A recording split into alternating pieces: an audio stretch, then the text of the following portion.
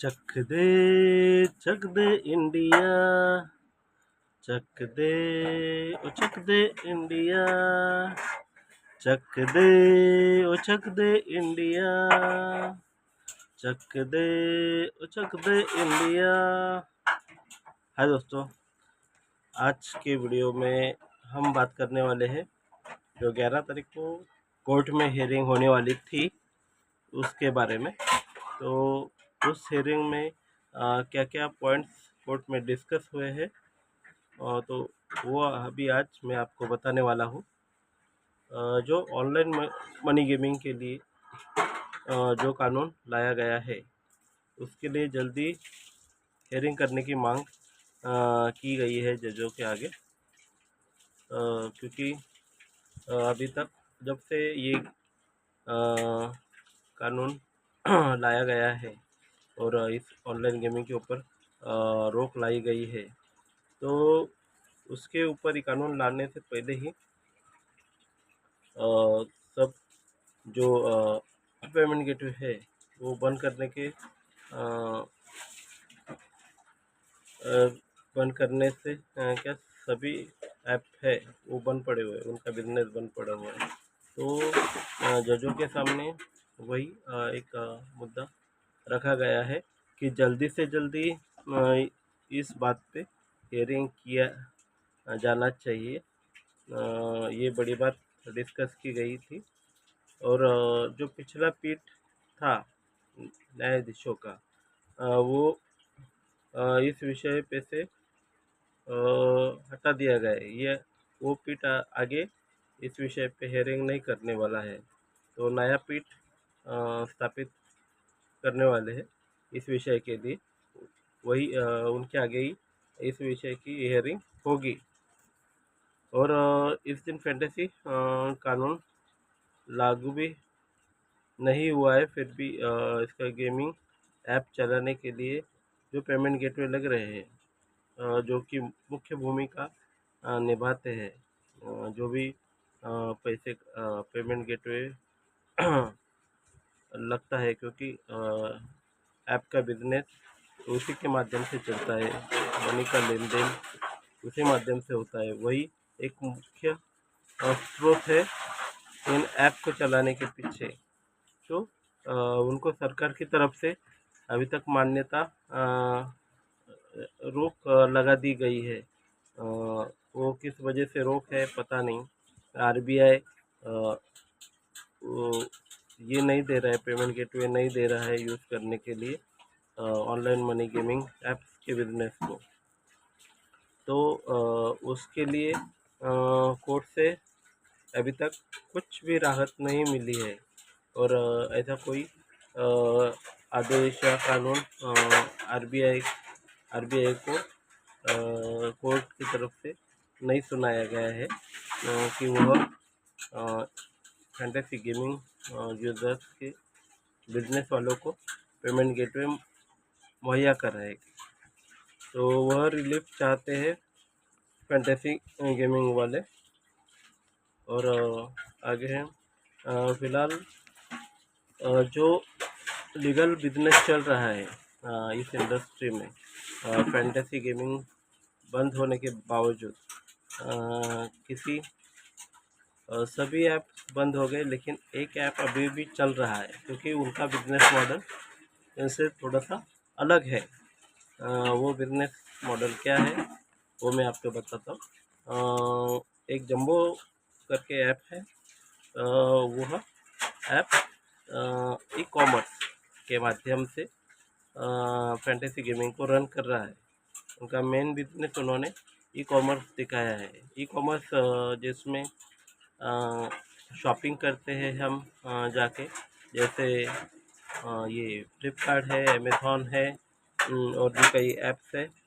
तो वो वहाँ पे ख़रीदारी करने के लिए पेमेंट लेते हैं और जितना भी हम उसमें खरीदारी के लिए पैसे लोड करेंगे, समझ लीजिए कि 1000 रुपये लोड किया खरीदारी के लिए, तो उतना हमें शॉपिंग पॉइंट्स भी मिलता है और गेमिंग क्रेडिट भी उतना ही पैसे का मिलता है। यानी कि 1000 शॉपिंग पॉइंट्स मिलेंगे, 1000 गेमिंग पॉइंट्स मिलेंगे। तो उसी गेमिंग पॉइंट से फैंटेसी खिलाई जा रही है।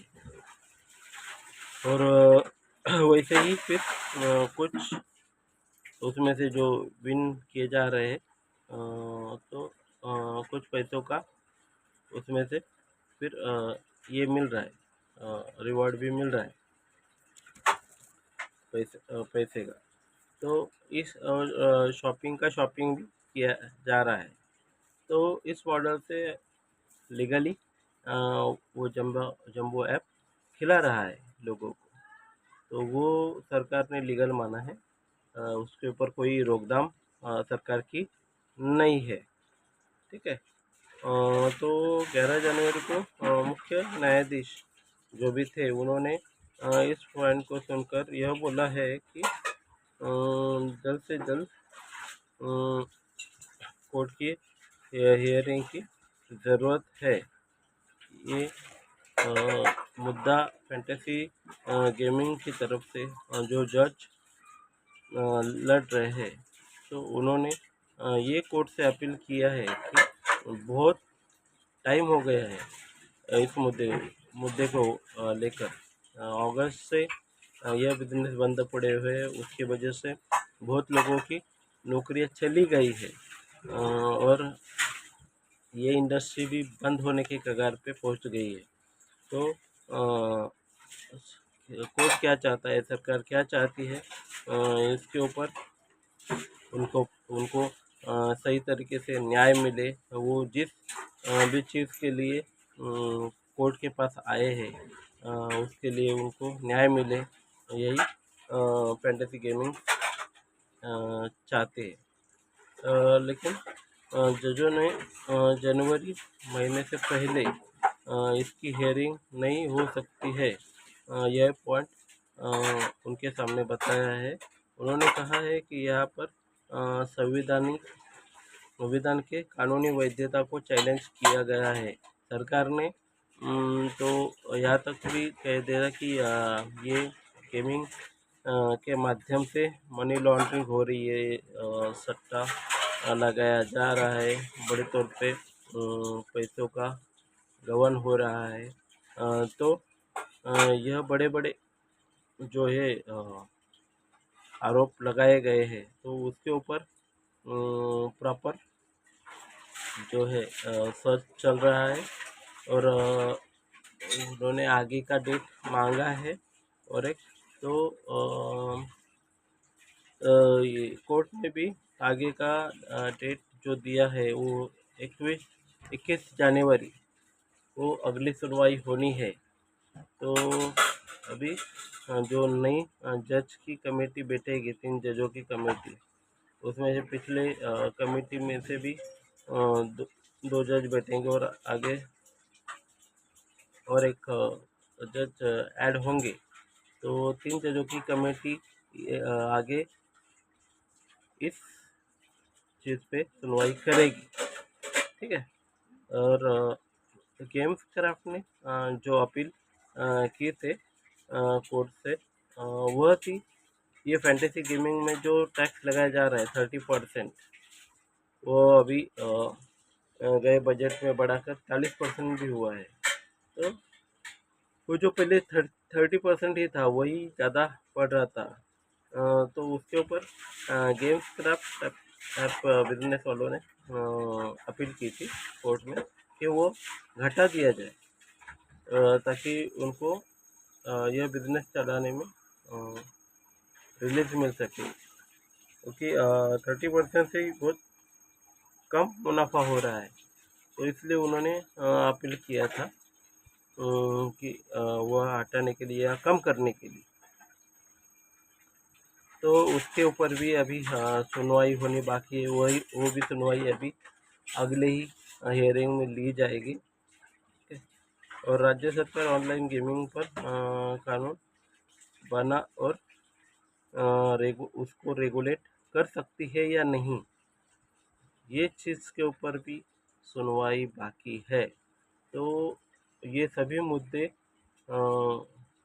डिस्कस किए जाने हैं।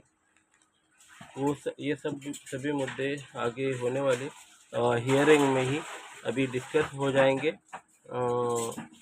तो अभी देखना है कि 21 दिसंबर को 21 जनवरी को जो हियरिंग होगी अगली, तो उसमें भी कुछ ये फैंटेसी गेमिंग ऐप के बारे में कुछ न्याय होता है या नहीं, कि ऐसे ही चलता रहेगा तारीख पे तारीख, तारीख पे तारीख, तारीख पे तारीख। देखना है क्या होता है, क्योंकि अपनी न्याय व्यवस्था ऐसे ही चल रही है, तारीख पे तारीख। चलो देखते हैं क्या होता है। तो बने रहिए मेरे साथ और देखते रहिए चक दे इंडिया।